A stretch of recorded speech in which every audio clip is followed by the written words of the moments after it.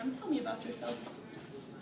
Well, I'm 18, and I'm a senior. I don't know, it's been really tough. Like, I don't know, I just keep freaking out sometimes. My parents, they got divorced, but that was when I was a little kid, so I've been dealing with this for a while.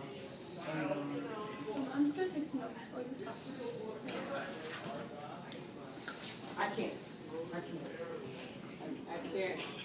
Well, are you?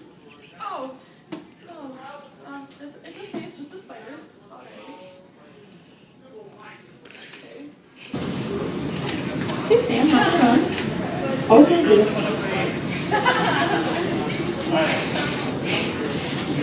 Hey Sam, what you doing today? I'm just writing on the phone. Yeah.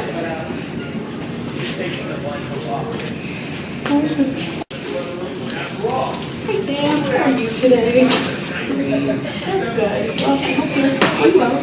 I'll check in on you in a little bit. Oh, look at the cute little spiders.